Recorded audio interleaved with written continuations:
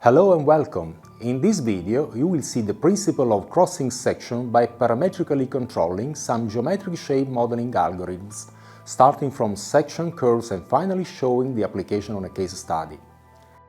Specifically, we will refer to the Bridge Pavilion of Zaragoza by Zaha Hadid architects, which allows you to show this principle in two different ways of interpreting the three-dimensional model.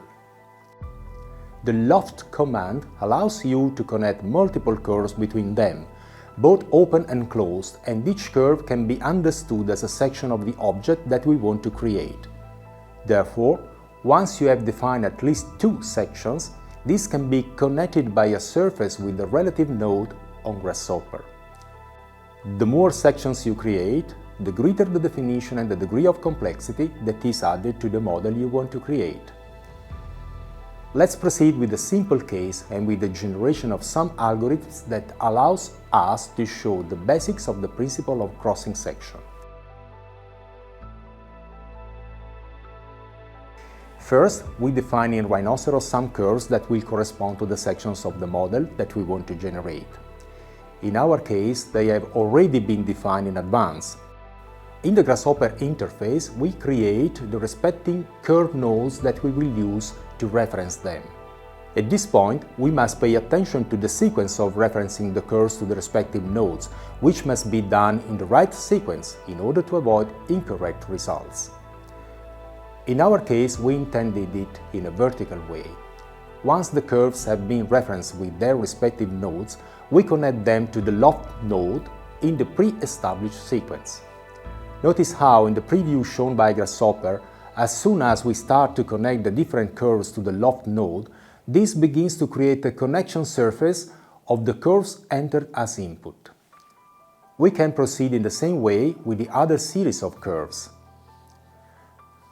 To give a different graphic look, we add a custom preview and the color swatch with the preferred color tone.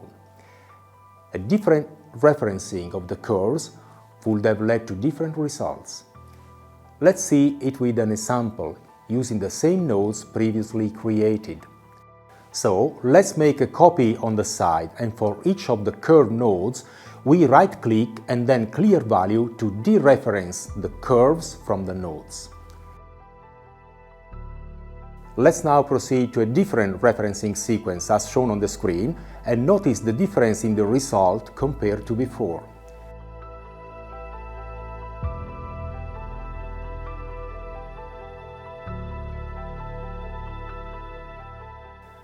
Another example of using this principle can be the following. We always start from the previous generation on Rhino of a curve, in this case closed, and that we reference with the usual curve node. We create a repetition of this curve with linear array and give it the z vector as the repetition direction.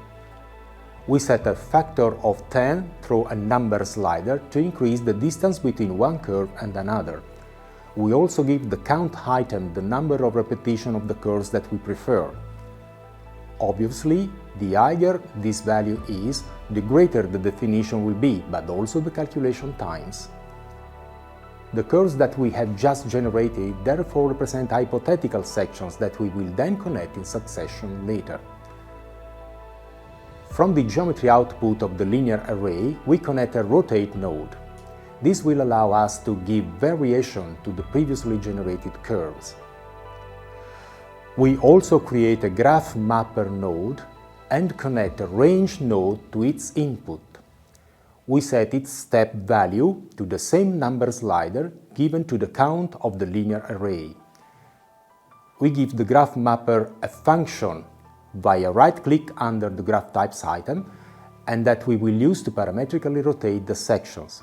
In our case, we used a Bezier function. Notice how through the handles you can control the curve of the function at will. We connect the output of the function to a multiplication node to which we connect another variable that will be useful to increase and control the rotation value.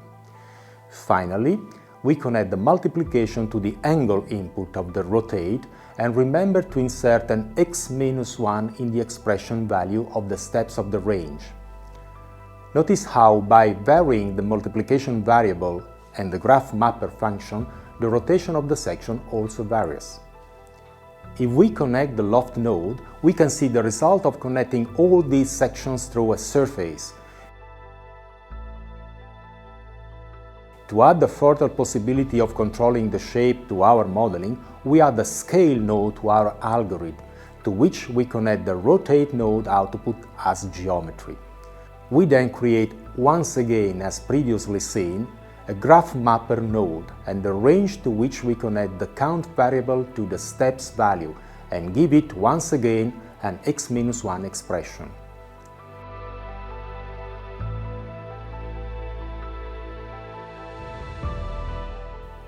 The graph mapper will be connected to the factor of the scale, and as a center we connect the centroid output of an area node obtained from the geometry output of the rotate. Finally, we connect the scale output to the loft. We can now verify the functioning of our algorithm by varying the previously set parameters.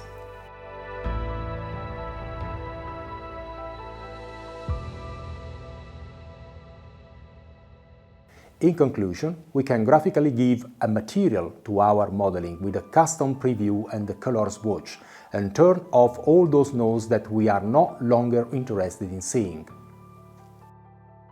Further refinements to the setting then lead to the choice of the design of the final result. As mentioned, a famous architectural example that uses this principle is the Bridge Pavilion of Zaragoza by Zaha Hadid architects.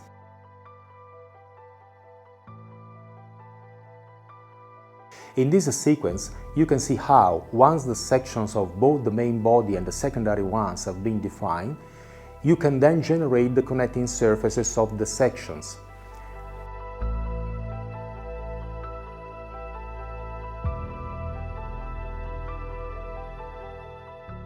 A variant in the generation of the bridge can be obtained by conceiving the surface generated by the loft not through a series of sections, but through lines that run along its main direction. In our case, the lines were previously drawn on rhinoceros, being traced from the sections and plans available online. For simplicity, let's now proceed to the generation of only the main body of the bridge. Let's start by referencing the curves through the curve node, taking care to select them in sequence. Let's connect this immediately to the loft node. Under the option item, connect a loft options that will allow us to better control the loft operation. Then, connect a toggle set to true to the closed item to close the loft. Then connect a value of 3 to the type item that corresponds to a type of loft, whose connections between the curves are straight. Let's now create a fillet edge node. We connect the loft to the shape item, and as fillet type to the metric item, we put a value of 1. To define the edges, we need to find out which indices correspond to those generated by the loft. To understand this, we can adopt this strategy. Let's connect a deconstruct B-rep to the loft. From the edges output, we connect a curve middle node to find the midpoints, and finally a point list node with the size of 2. Let's now notice that some numbers have appeared on the screen on each edge of the loft. We can now use these numbers to indicate which of these we want to create a fillet for. Let's then indicate it to the edges item of the fillet edges through a panel. Let's right-click on it and deselect the multi-line data item. Let's now insert the numbers on which we are interested in performing the fillet operation, in our case 1, 11, 12, 13, 14. Note that the numbers may vary from case to case. As radius, we can insert a single value for all. Now, note the result obtained through these few steps. We can then give a thickness to the surface through offset surface with an appropriate distance value and conclude with a custom preview and a color swatch to better visually define the final result.